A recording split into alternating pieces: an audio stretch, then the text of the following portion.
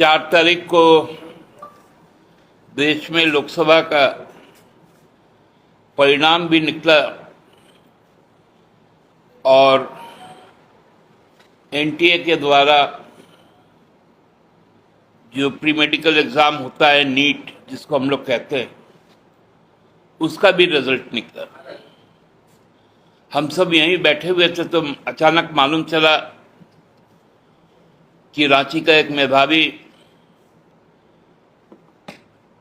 जो परीक्षार्थी थे उनको 720 में 720 नंबर मिला।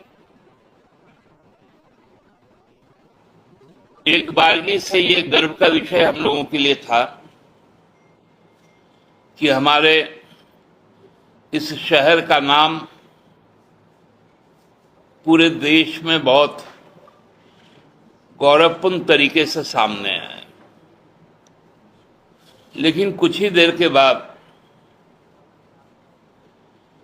719 और 720 का असली फिगर जब सामने आया तो पूरा देश दंग रह गया।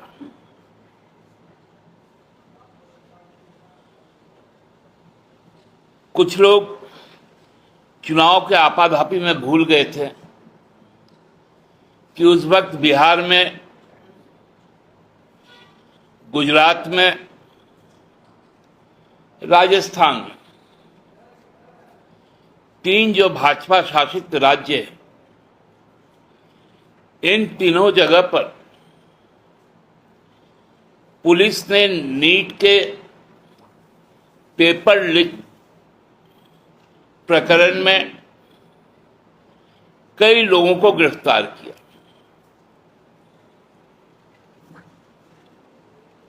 ये बातें उस समय चुनावी शोर में दब गई थी क्योंकि 400 पार का नारा लग रहा था।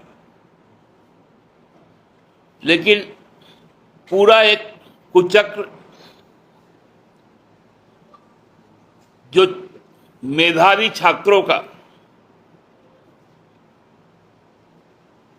भविष्य का बेड़ा पार कर रहा था, उस पर किसी का ध्यान नहीं गया। 23 लाख बच्चे 17 से 18 साल की उम्र के, आप समझ सकते हैं, दिन रात एक करके जिन्होंने इस परीक्षा में शामिल होने का काम किया, उनके साथ केंद्र सरकार ने कितना बड़ा धोखा किया, कितना बड़ा भ्रष्टाचार किया। उनका पहला भ्रष्टाचार 4 तारीख को ही 2 बार सामने आया। एक जब सेंसेक्स लुढ़का 30 लाख करोड़ रुपए का, बाजार का भ्रष्टाचार,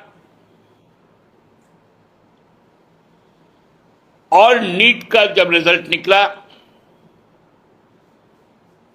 उसमें कितने लाख करोड़ रुपए का भ्रष्टाचार हुआ, इसका तो अभी पता लगाना बाकी है। सरकार गठन के बाद जब यह मामला केंद्र की सरकार के पास आया तो जो पेरेंट डिपार्टमेंट है, एचआरडी,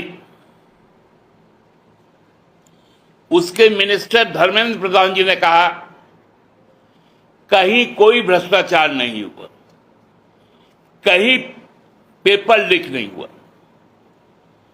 लेकिन उन्हीं के शासित राज्यों के पुलिस ने इसको एस्टैब्लिश किया कि पेपर लीक हुआ, लोग पकड़े गए। एक एक पेपर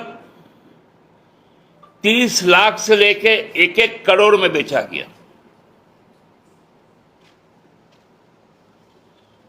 ये पूरा तस्वीर साफ करता है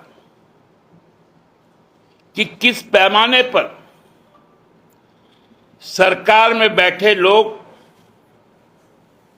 केंद्र सरकार में बैठे लोग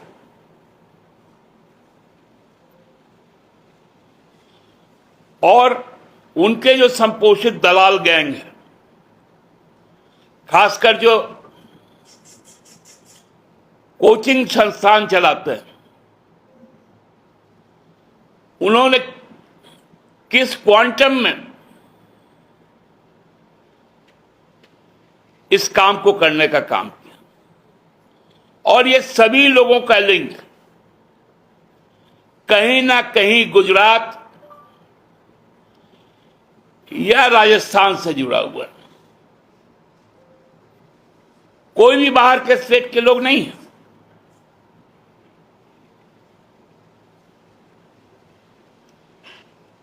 कौन देगा यह जवाब? एनटीए ने कहा हमने ग्रेस मार्क्स दिया था। भाई दिया क्यों था? जब ग्रेस मार्क्स दिया था आप बोलते हैं मैं विड्रॉ करता हूं, अब उनको पुनः परीक्षा देना पड़ेगा। क्या यह सोशल ह्यूमिलेशन नहीं है? क्या उनके साथ एक भद्दा मजाक नहीं है कि आप उसको चने के झाड़ पे चढ़ा दिए?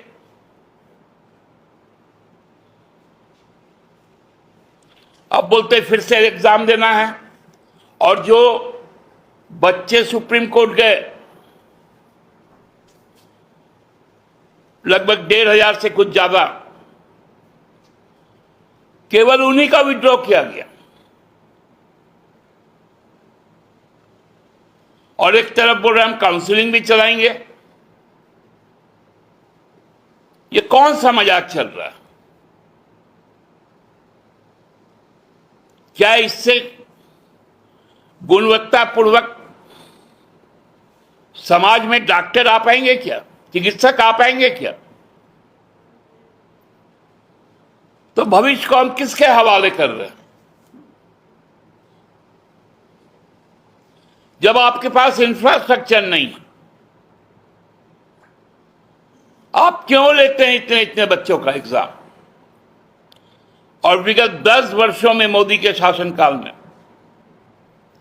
41 बार पेपर लीक हुआ, और सभी पेपर लीक, उसमें 17 बार यूपी में हुआ विगत 7.5 वर्षों, एमपी में हुआ, गुजरात में हुआ, उत्तराखंड में हुआ। 41 बार पेपर लीक। ये साधारण बात नहीं है। लाखों बच्चों के साथ लाखों अभ्यर्थी जो पुलिस का एग्जाम देते हैं, रेल का एग्जाम देते हैं, बैंक का एग्जाम देते हैं, अनक्लेरिकल ग्रेड का देते हैं, उनके साथ यह भद्दा मजाक किया जाता है।